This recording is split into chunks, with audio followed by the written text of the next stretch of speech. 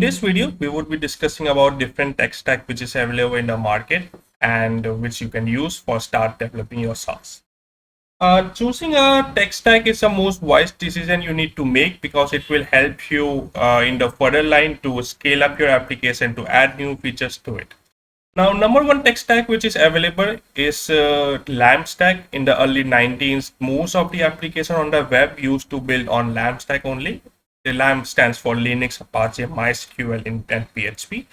So LAMP stack, as I told you, like most of the application was written. The reason was it was easy to use and easy to host and also write the code, as compared to something like Java or C. Nowadays, if you look, we have a lot of options, and if we talk about JavaScript environment, we have like MERN stack, MEAN stack, and MEVN. Now, most of the things right now in MERN, MEAN, and MEVN is quite similar. The only difference is in the front-end framework. So R stands for React, A stands for Angular, V stands for Vue.js. While all the other things like M is for MongoDB, which is a database, E is for Express.js, and N is for Node.js. So before we go and jump into stacks, we need to understand a small concept, the different front end and the different back end technologies that we could make. This is how it actually happens. We have a front end, we have a back end, and in order to make the data flow between a front end and a back end, we use something like APIs.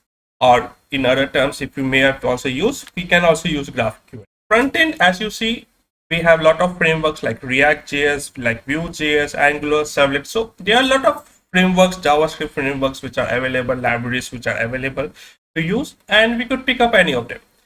The mostly used library nowadays, if you check the stacks and if you check the flows, most of the people like using React.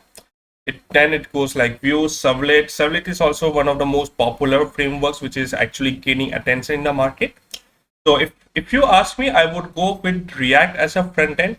That's what I mostly like to use in my application.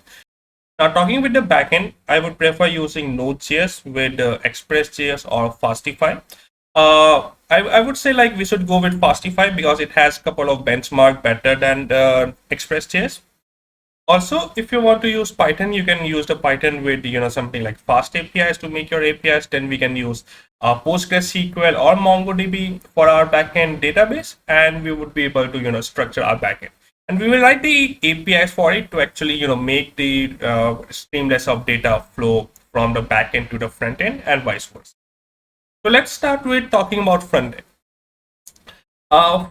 For designing a front end, you can actually start with writing a plain HTML and all those vanilla JavaScript. But these libraries like I showed you, React, Angular, Servlet, or Vue, they actually make our work easy, and the data also is like real-time changes and all these effects are there. So with the front end, I would recommend you to start with React.js. That is the mostly used framework out there. It has been provided by Facebook or Meta, and it's been done, kept and developed from there itself only. For the front-end framework, there are a couple of options which are available in the market like React, Angular, Vue.js, Servlet, as I showed you. And as we discussed, like I would like to use React on it. And if we talk about our styling libraries, I would like to use Tailwind CSS or Material UI. So these are a couple of two libraries that I mostly use in my application. Obviously, like there is your core CSS you can also write. I know it's not quite what most of the backend developers or most of the developers who are not very good in front end, they don't like to write the CSS from scratch. So you can use the Tailwind CSS, which is a library provided. Then you can use Material UI. Bootstrap is also one of the library, but it is not that wise or have a lot of options for you as compared to Tailwind or Material UI. Then SaaS is a processor that you can use on top of your CSS in order to compile and script all your CSS at one place. And this will help you to design your styling for your front end. Now in the backend, if we talk about, I would like to structure my backend as an MVC. This is what I basically use in most of my application. Now there's one more thing which is like factory design method, in which you are going to have classes, and then there's like inheritance. All those concepts will come into it. Another way is like functional approach. You can go with the functional approach, but I would like to have my entire backend as MVC, which is like model view controller, where I would be making separate models, separate views, and all they them have a different controller. Now, before we actually start writing the backend, it's better to use something also like a microservice architecture also, where your each service is going to have their own separate containers. And if one container fails, it's not going to affect the any other running backend container or anything. So you just have a look into the container design also, like the microservice architecture. Or for picking up the language, there are a lot of which are available. Like what I basically use is like Node.js or Python for writing my backend. There is another tool which is like Golang, which is most like right now coming up into power, and most people also like to use it. For database, it depends upon you. If you want to go with a SQLize a relationship database, you can go with something called as PostgreSQL, rather choosing MySQL. I think PostgreSQL has better benchmark, and some times in consideration with speed also, PostgreSQL is more scalable and secure. If you want to go with the NoSQL database, where the structure and the format is quite changeable, and over time it may also scale down, you can pick up MongoDB, you can pick up Redis, you can pick up DynamoDB. Now Redis itself, as you know, it is a caching tool which is used, but Redis can also work as a database up to certain extent. But I would not recommend you to go and use Redis as a primary database. Let us use as a caching service, and we'll use MongoDB as a primary database to serve our application. Now, this is what we talk about the entire flow that we will be needing. We would be needing a front end, we need a back end, a database. Now, this was all about database, front end, back end. But before starting with this, there's one more decision we need to make, either to go with the server side or with the client side. Now, if you remember in the starting of the video, we talked about LAMP stack. Now, LAMP stack is a server-side rendering. What happened is every time when you ask for a page, let's suppose you go to www.yourdomain.com, it is going to send the request to the servers, and the server will send back to the page, and it renders on your browser. Now, let's suppose you go to another page like about.html. So again, the same thing happens. It requests the server sends the about page, and then it is displayed on your browser. So this was about the server side rendering. In the client side rendering, what happened is that your browser actually asks for the pages from the server, and server is going to send all the pages at once. Going to send about, contact, all the pages at once on your browser. Now, browser has all the pages preloaded on your computer, and depending upon what page you want to view, it shows that page, it renders that page to you at the very first time.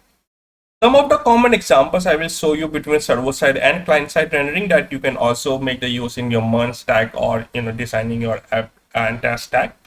Now, a couple of examples for the server side rendering is one is like Next.js. And Next.js is actually built on top of React only. There are a couple of features which is provide better than React. Like server side rendering is one of them. Now, why people prefer using server side is because there are a lot of things. Like the most importantly, I would say, is for the SEOs. In the client side rendering, the crawlers and the bots are not able to go through the scrolled. It's not able to go and scroll all the files and all the links, or all the pages of your website. But in the server side rendering, as we have different pages, like we have one page for about, one page for contact, one page for FAQs, one page for pricing, it helps our bot to actually go and crawl them out, which will eventually help in SEO building for our website. So as you know, now this is like one of the tool, Next.js. Now another alternate of Next.js, if you say, we have something called as Astro, and nowadays it is also like very popular. The main thing is the compilation of the size.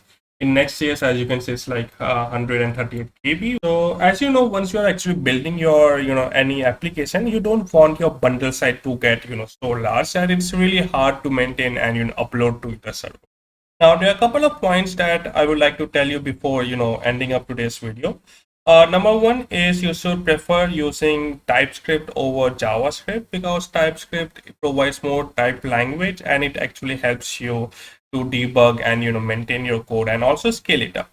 Other than that, we also have like a lot of databases which are available. So basically, you would find like there is either a SQL or a NoSQL if you are building an application.